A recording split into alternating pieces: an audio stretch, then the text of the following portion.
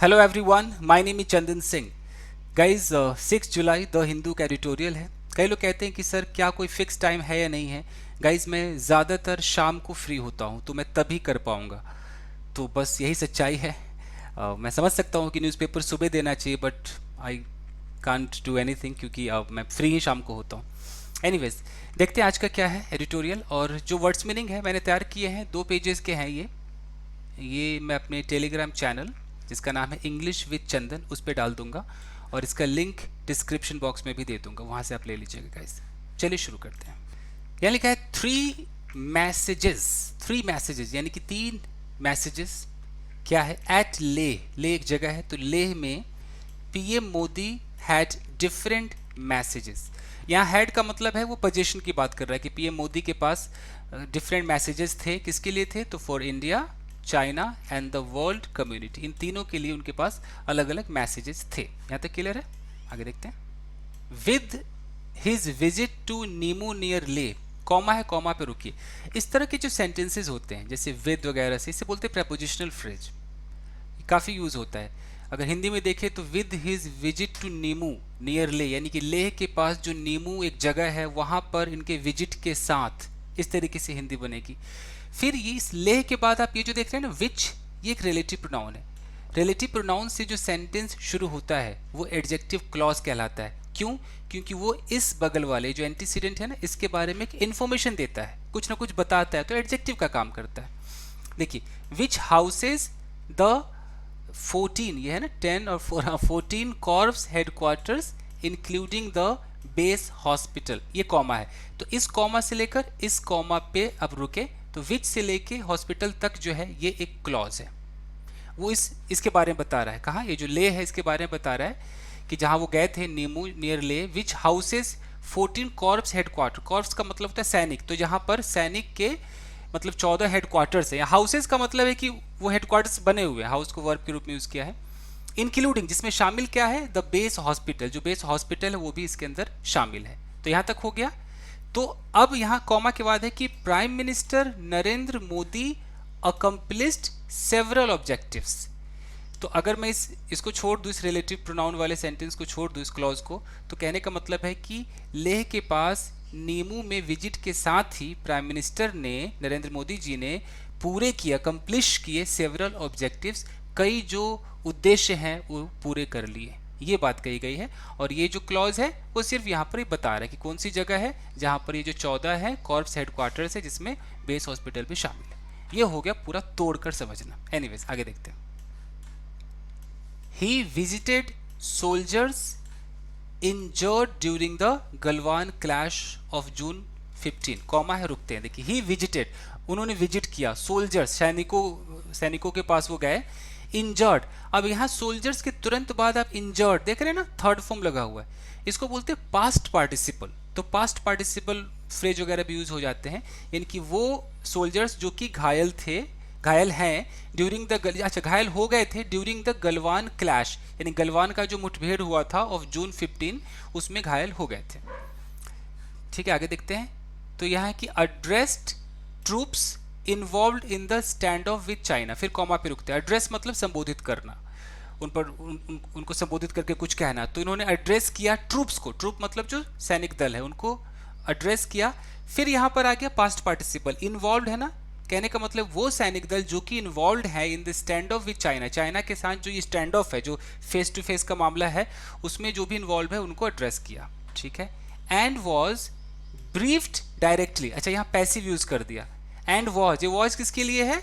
नरेंद्र मोदी जी के लिए है, उनके लिए वॉज लगा कि ही वॉज ब्रीफ्ड, उनको ब्रीफ किया गया directly by senior officers, senior officers के द्वारा उनको ब्रीफ किया गया। इन्वॉल्व, अब ये इन्वॉल्व देख रहे हैं, ये भी पास्ट पार्टिसिपल है, और पार्टिसिपल फ्रेज भी एडजेक्टिव का ही काम करता है। ठीक है जी।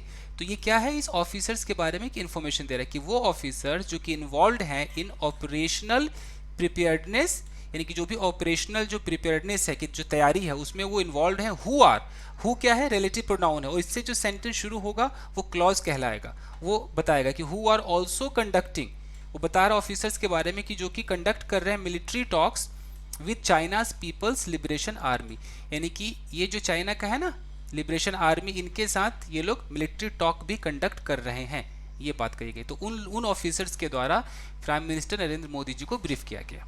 यहाँ तक क्लियर है? मैं जिस तरीके से आपको समझा रहा हूँ, मैं चाह रहा हूँ कि सेंटेंस में क्लियर करा दूँ, कि सेंटेंस आपको समझ में आ जाए कि क्या तरीका है, ताकि आप खुद भी सब पढ़कर समझ सके। तो थोड़ा वक्त लग जाता है दोस्तों। In his speech to soldiers at Nimu, comma है, रुक जाइए। इन हिज स्पीच, अपने भाषण में, किसको भाषण था? स्पीच टू सोल्जर्स, सोल्जर्स को जो भाषण दिए थे एट नीमू, उस लेह के पास जो नीमू जगह है वहां पर जो भाषण दिया था, उसमें ही एड्रेस्ड डिफरेंट ऑडियंसेस, उन्होंने अलग अलग ऑडियंसेस को एड्रेस किया, संबोधित किया। एज वेल, अच्छा एज वेल का मतलब कि उनको भी, यहाँ भी की फीलिंग दे रहा है, उनको भी संबोधित किया, डिफरेंट ऑडियंसेस को, विद द बिगेस्ट मैसेज, बहुत बड़े मैसेज के साथ, फॉर द चाइनीज लीडरशिप, यानी कि चाइनीज लीडरशिप के लिए बड़ा सा एक मैसेज दिया। वेयर ही सेड, जहां पर उन्होंने कहा, that the age of expansionism is over. Expansionism का मतलब है कि भाई आपकी ये हद है और आप अपने हद को एक्सपेंड करते, बढ़ा लेते, थोड़ा और आगे बढ़ जाते हैं।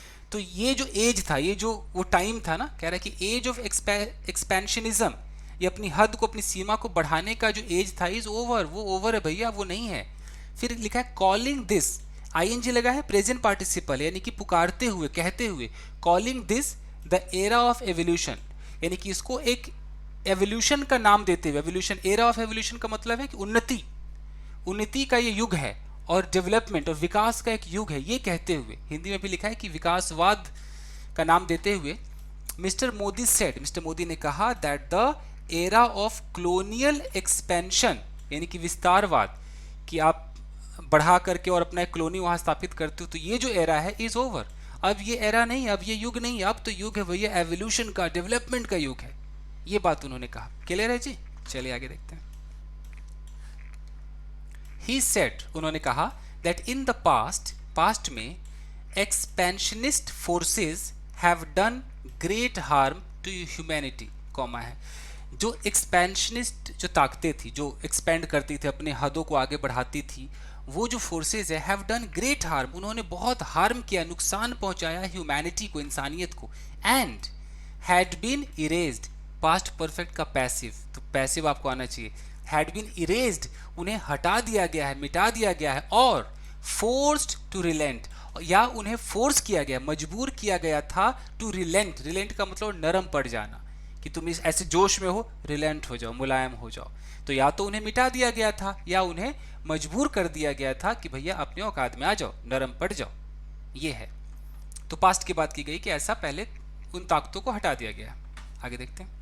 The message to Beijing was this, तो बीजिंग यानी चाइना के लिए जो मैसेज था वो ये था कि it must not engage in territorial aggression, कि चाइना को मस्ट नॉट, ये एक रिकमेंडेशन है कि अवश्य ही उसे एंगेज नहीं रहना चाहिए इन टेरिटोरियल अग्रेशन, कि क्षेत्रीय जो एक फाइट है, एक लड़ाई है, चढ़ाई है, उसमें वो जो अग्रेशन दिखाते हैं कि हम हद पार कर जाएंगे, ये मेरा है, तो इसमें उन्हें नहीं रहना चाहिए एंगेज। अक्रॉस इट्स बाउंड्रीज, अपने बाउंड्री के across, with countries from Central Asia, जो सेंट्रल एशिया की जो कंट्रीज है उससे लेकर के to the South China Sea, South China Sea तक ये सब नहीं करना चाहिए, जो बाउंड्री का जो टेरिटोरियल अग्रेशन है ये नहीं करना चाहिए, इंक्लूडिंग इंडिया, जिसमें इंडिया भी शामिल है। तो ये एक मैसेज था कि चाइना को ये कतई नहीं करना चाहिए। आगे देखते हैं। And it must also recall its own anger, it must, अवश्य ही, रिकॉल, याद करना चाहिए, रिकॉल करना चाहिए, इट्स ओन एंगर, अपने खुद के गुस्से को, अगेंस्ट इंपेरियलिज्म, यानी कि इंपेरियलिज्म का भी वही मतलब है कि साम्राज्यवाद जिसे कहते हैं, हिंदी में इतिहास में पढ़ा होगा आपने, वही कि अपने साम्राज्य को बढ़ाना। तो इंपेरियलिज्म के अगेंस्ट जो उसका खुद का जो गुस्सा भी रहा होगा ना, तो उस पर भी उसको रिकॉल करके सोचना चाहिए कि अगर कोई आपके देश में घुस जाए और उस पर कब्जा करे तो कितना गुस्सा आएगा, ये बात है। That so many in the PRC's leadership have decried, अच्छा, दैट, जिसे बहुत सारे जो पीआरसीज लीडरशिप, पीआरसी यानी कि people Republic of China, something ऐसे कुछ फुल फॉर्म होगा, आई एम नॉट श्योर। तो ये इसका जो लीडरशिप है उसने भी डिक्राई किया है, डिक्राई का मतलब निंदा की है, अवहेलना की है। फिर से देख लें क्या, it must also recall its own anger, इसे खुद के गुस्से को भी याद करना चाहिए, अगेंस्ट इंपेरियलिज्म, यानी कि साम्राज्यवाद के खिलाफ, that so many in the PRC leadership, अगर पीआरसी लीडरशिप में बहुत सारे लोगों ने इसकी कहीं ना कहीं डिक्राई किया, निंदा किया है। अब देखिए, डिस्पाइट द फैक्ट दैट, ये मैं आपको सिखाऊंगा, डिस्पाइट द फैक्ट दैट बड़ा अच्छा यूज होता है। इस फैक्ट के बावजूद कि he did not once name China, कि उसने चाइना का एक बार भी नाम नहीं लिया, द मैसेज, फिर भी कॉमा लगा है ना, उसके इसका मतलब कि ये नहीं लिया, फिर भी message appear to have hit home, नाम न लेने के बाद भी ऐसा लगा कि जो मैसेज है ना वो डायरेक्ट पहुंच गया वहां तक। हिट होम का मतलब है कि रियलाइज हो जाना कि हाँ भाई कुछ तो हुआ है, यानी कि वहां तक ये बात पहुंच गया है। ये बात विद द चाइनीज एम्बेसी, कैसे पता चलता है कि with the Chinese embassy in Delhi, Delhi में जो चाइनीज एम्बेसी है, इशूइंग अ डिनायल, उसने एक डिनायल इशू किया। डिनायल का मतलब कि हम मना करते हैं।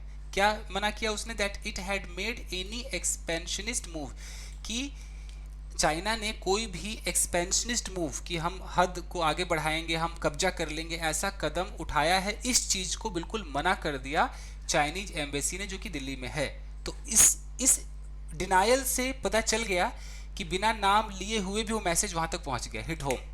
कुछ समझ में आ रहा है? घुमा फिरा के लोग लिखते ही है ना। आगे देखते हैं।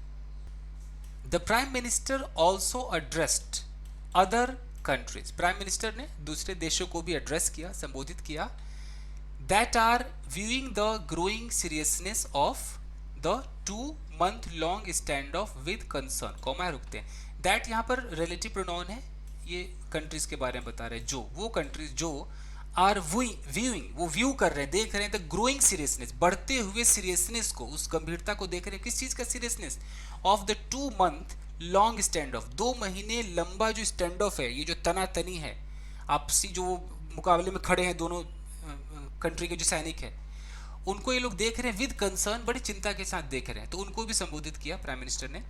एज ही स्पोक, जैसा कि उन्होंने कहा, अबाउट इंडियाज ट्रेडिशन, कि इंडिया का जो ट्रेडिशन है, जो परंपरा है, ऑफ पीस विद ब्रेवरी, शांति बहादुरी के साथ, ये उस चीज को उन्होंने कहा। इंडिकेटिंग दैट, ये इंडिकेट करते हुए that diplomatic options would be exhausted before any action. Diplomatic option, जो भी डिप्लोमेटिक, जो क्या बोलते, कूटनीतिक, थोड़ा प्रोनाउंसिएशन प्रॉब्लम हो गई, जो कूटनीतिक जो ऑप्शंस हैं, वुड बी एग्जॉस्टेड। एग्जॉस्ट का के 2 मतलब है। एग्जॉस्ट का एक मतलब होता है कि आई एम एग्जॉस्टेड, मैं तो थका हुआ हूँ। एक एग्जॉस्ट का मतलब है कि मेरे पास जो भी है उसको मैं खर्च कर दूंगा, एकदम खाली कर दूंगा। यहाँ पर वो मीनिंग यूज हुआ है कि जो भी डिप्लोमेटिक ऑप्शंस होंगे ना, कि भाई हम युद्ध करने से पहले हम ये ऑप्शन ट्राई करेंगे, तो वो सारे जो डिप्लोमेटिक ऑप्शन है वुड बी एग्जॉस्टेड, उन्हें पहले खत्म कर दिया जाएगा बिफोर एनी एक्शन, कोई एक्शन लेने से पहले। ये समझ में आ रहा है? ठीक है, क्योंकि उन्होंने कहा कि भाई इंडिया का जो ट्रेडिशन है कि हम शांति चाहते हैं ब्रेवरी के साथ, ये ट्रेडिशन है कि शांति भी है और ब्रेवरी भी है, तो पहले हम कूटनीतिक ऑप्शन अपनाएंगे, उसके बाद कोई एक्शन लेंगे।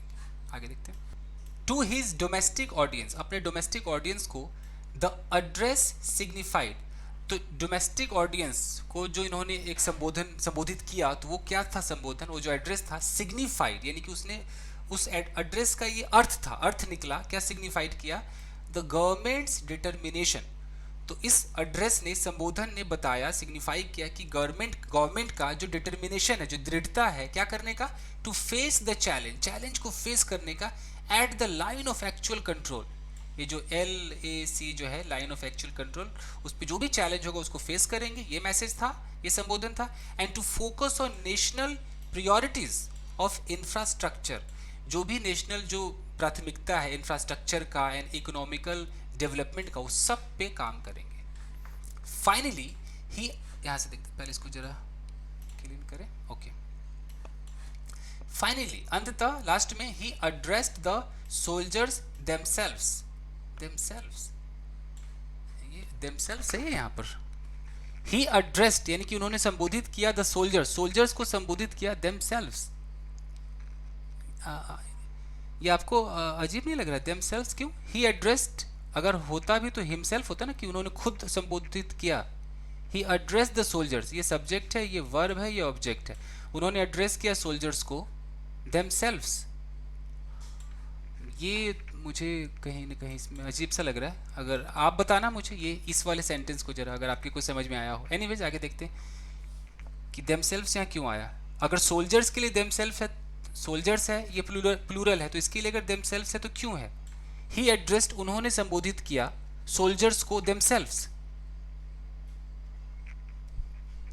आई am not able to make it out, anyways इसको छोड़ते हैं। ही एड्रेस द सोल्जर्स, उन्होंने सोल्जर्स को संबोधित किया as he spoke of the valour of the man. As he spoke, जैसा कि उन्होंने कहा, ऑफ द वेलर, वेलर का मतलब वीरता, वीरता के बारे में कहा। किसकी वीरता? ऑफ द मैन, उन आदमियों की वीरता who have been engaged. Who आपका रिलेटिव प्रोनाउन है, ये एडजेक्टिव क्लॉज बनाता है। हु हैव बीन क्यों है? जो एंगेज्ड है काफी दिनों से, who have been engaged in the clashes, उस मुठभेड़ में, उस क्लैशेस में एंगेज्ड हैं अलोंग द एलएसी, एलएसी के पास जितने भी मुठभेड़ है उसमें वो एंगेज्ड हैं, तो उन्होंने वीरता की बात की। इंक्लूडिंग द गलवान कन्फ्रंटेशन, उसमें गलवान के कन्फ्रंटेशन जो सामना हुआ था उसकी भी बात की। इन विच, जिसमें 20 इंडियन सोल्जर्स वर किल्ड, जहां पर 20 इंडियन सोल्जर्स मारे गए, तो उसकी भी बात की जब उन्होंने सोल्जर्स को एड्रेस किया। ठीक है जी, 50% हो गया, कुछ सीख लेते हैं गाइस। देखिए, एक था डिस्पाइट द फैक्ट दैट, इसका मतलब क्या होता है? इससे पहले आपको देखना पड़ेगा डिस्पाइट।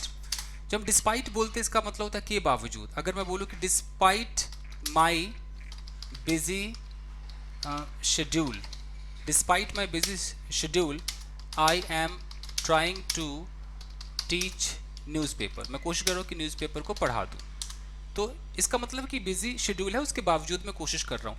तो जब भी आप डिस्पाइट बोलेंगे तो डिस्पाइट के तुरंत बाद या तो कोई नाउन फ्रेज आएगा, जैसे माई बिजी शेड्यूल, ये क्या है? एक नाउन फ्रेज है, ऐसे आएगा।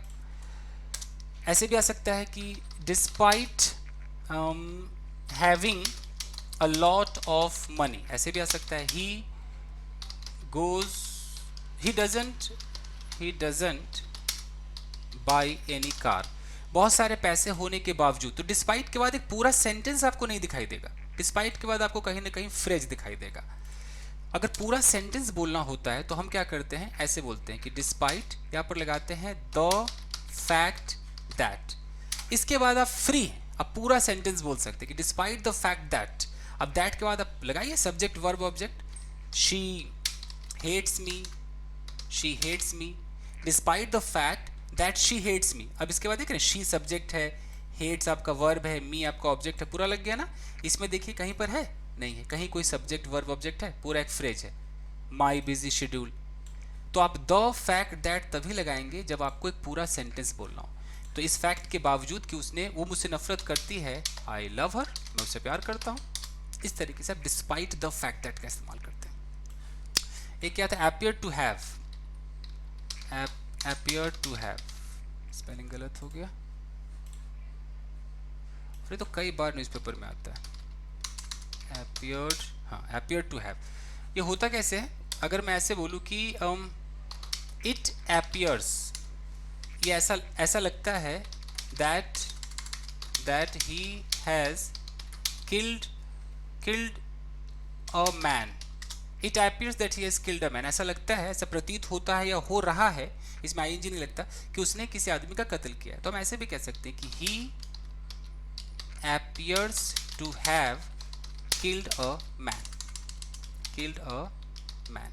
न्यूज़पेपर का ये भी स्टाइल है, ही एपियर्स, डायरेक्ट उसी को दिखाइए कि ही एपियर्स, यानी कि उसको देखकर ऐसा लगता है, टू हैव किल्ड कर दीजिए, तो ये हो गया एपियर्स टू हैव। देख रहे हैं, एपियर्स टू हैव किल्ड।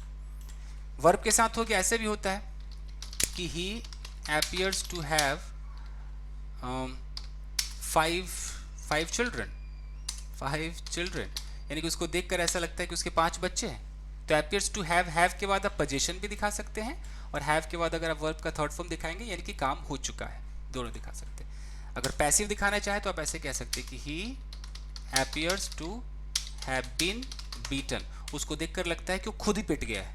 समझ में आ रहा है? बीन लगा देंगे तो घटना उसी के साथ हो जाएगी, वो खुद ही वो रिसीवर बन जाएगा। तो बस यही था, चलिए आगे देखते हैं।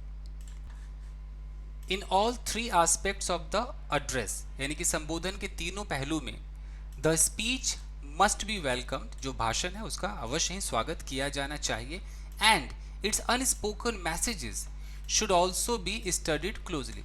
अनस्पोकन मैसेजेस, ऐसे मैसेज जो बोला नहीं गया बट समझ जाइए, तो इस तरह के जो अनकहे जो मैसेजेस हैं should also be studied closely, उन्हें भी बड़े क्लोजली स्टडी किया जाना चाहिए. While the prime minister's decision to visit troops near the LAC was well timed and apt. While वाले जो सेंटेंसेस होते हैं उसको उसमें ध्यान दीजिएगा कि वाइल से एक सेंटेंस शुरू होगा, उसके बाद एक कॉमा होगा, देख रहे हैं, फिर दूसरा सेंटेंस शुरू होगा. तो इसको देखते हैं कि while the prime minister's decision, हालांकि जबकि प्राइम मिनिस्टर का जो फैसला था क्या करने का, टू विजिट ट्रूप्स को विजिट करेंगे नियर द LAC के पास, वॉज वेल टाइम्ड, बहुत सही सटीक समय पर था, एंड एप्ट और बहुत ही उचित था, उपयुक्त था. एप्ट का मतलब उचित था. तो वाइल से हो गया कि ठीक था. अब कॉमा के बाद अपोजिट, फिर भी it also raise the temperature, लेकिन इसने टेम्परेचर को बढ़ा दिया, of the India China engagement, जो इंडिया चाइना जो एंगेज है ना आपस में, उसके कहीं ना कहीं टेम्परेचर को बढ़ा दिया. एंड इंडिकेट्स, और इंडिकेट करता है that military talks for disengagement, कि मिलिट्री के आपस में जो बातचीत हो रही कि डिसएंगेजमेंट हो जाए, जो ऐसे भिड़े हुए स्टैंड ऑफ है वो हट जाए. And the dispersal of the massive mobilisation, mobilisation मतलब जो बहुत बड़ी जो भीड़ है, मैसिव काफ़ी जो बड़ी भीड़ है, वो डिस्पर्स हो जाए, वो हट जाए, वहाँ से छितर बितर हो जाए. तो इसके लिए जो टॉक है ना, जो मिलिट्री टॉक्स है of troops on both side, यानी कि जो मैसिव मोबिलाइजेशन जो दोनों तरफ है, तो इन सब के लिए जो बातचीत है, have not made much progress, तो बातचीत में कोई प्रोग्रेस नहीं हुआ है, ये इंडिकेट करता है. एक तो टेम्परेचर बढ़ गया, ऊपर से इंडिकेट भी करता है कि कुछ ज़्यादा बातचीत का फर्क नहीं दिख रहा है. आगे देखते हैं. The contrast in his tone from just 2 weeks ago, comma पे रुकिए, देखिए फ्रॉम लगा है ना, फ्रॉम जस्ट 2 वीक्स अगो, यानी कि 2 वीक पहले से अगर देखें कंट्रास्ट इन हिज टोन, उनके टोन में जो कंट्रास्ट है, जो कंट्रास्ट का मतलब जो अंतर है, जो फर्क है. When he reassured the nation, है कि 2 वीक्स अगो उन्होंने क्या किया, जब उन्होंने रीअश्योर किया था, भरोसा दिलाया था नेशन को, दैट नीदर हैज एनीवन ट्रांसग्रेस्ड, किसी ने भी ट्रांसग्रेस नहीं किया, उल्लंघन नहीं किया है, यानी कि अंदर नहीं घुसा है. नॉर इज एनीवन इनसाइड, ना कोई पहले से अंदर है इंडियन टेरिटरी के. तो 2 हफ्ते पहले 2 वीक्स अगो उन्होंने ये रीअश्योर किया था नेशन को कि भैया ना किसी ने ट्रांसग्रेस किया है, ना ही कोई अंदर है. फिर है कि इंडिकेट्स, अब दिखा रहा है कि the contrast in his tone, देखिए ये सब्जेक्ट है, कंट्रास्ट सब्जेक्ट है, और ये उसका वर्ब आ गया इंडिकेट्स. तो ये जो अंतर है वो दिखाता है, इंडिकेट करता है that the situation is far more serious, ये तो और भी ज़्यादा सीरियस है, देन वॉज प्रीवियसली अंडरस्टूड, जितना हमने पहले सीरियस समझा था उससे ज़्यादा सीरियस है. It is to be hoped, ये उम्मीद किए जाने को है, आशा किए जाने को है, दैट द गवर्नमेंट, अब फिर विच आ गया, गवर्नमेंट, विच किसके लिए, गवर्नमेंट के लिए. विच क्या है आपका रिलेटिव प्रोनाउन है, इससे आपका एडजेक्टिव क्लॉज बनेगा कि which has thus far not given the nation the full picture. समझाता हूँ. It is to be hoped, ये आशा किए जाने को है कि दैट द गवर्नमेंट, की जो सरकार है, जिसने दस फार, अब तक, दस फार का मतलब अब तक, नॉट गिवन द नेशन को दिया नहीं है द फुल पिक्चर, पूरा एक पिक्चर नेशन को नहीं बताया है, ऑन व्हाट हैज हैपेंड, कि हुआ क्या है, एक फुल पिक्चर नहीं दिया है. And what the nation needs to prepare for, और नेशन को क्या करने की जरूरत है, विल डू सो नाउ, तो वो अब करेगी. तो गवर्नमेंट जो है, देख रहे हैं, दैट द गवर्नमेंट, ये जो गवर्नमेंट आप देख रहे हैं ना, गवर्नमेंट के बाद यहां तक तो आपका रिलेटिव प्रोनाउन से क्लॉज लग गया, तो क्लॉज तो एक एडजेक्टिव का काम कर रहा है. मेन इज गवर्नमेंट के बाद यहां देखिए, government will do so now, तो गवर्नमेंट जो अब तक क्लियर पिक्चर नहीं दे पाई थी, पता ही नहीं था क्या करना है, विल डू सो नाउ, अब वैसा ही करेगी, क्लियर पिक्चर देगी और अच्छा प्रिपरेशन करेगी. Further clarifying the prime ministers core message eight ले, फर्दर आगे क्लैरिफाई करते हुए, स्पष्ट करते हुए, the prime ministers core message, prime minister का जो मेन मैसेज है एट ले, उसको क्लैरिफाई करते हुए यही सामने आया है कि गवर्नमेंट अब वो करेगी जो पहले नहीं कर पाए. क्लियर है, ट्रांसलेट कर दिया मैंने आपका टोटल. आई होप कि आपके समझ में आया होगा दोस्तों. तो ये न्यूज़पेपर मुझे टेलीग्राम चैनल से मिल ही गया, मैं रोज ही ढूंढता हूँ. संडे कई लोग कहते हैं सर संडे नहीं डालते, संडे कहाँ एडिटोरियल होता है, मैंने ढूंढा कल, ऐसा मिला नहीं कुछ भी, एडिटोरियल संडे नहीं होता. तो बस मैं अपने टेलीग्राम चैनल पे ये न्यूज़पेपर और वर्ड्स मीनिंग पे डाल देता हूँ, जिसका नाम है इंग्लिश विद चंदन. तो बस ऐसे ही जुड़े रहिए दोस्तों. Thank you, bye guys.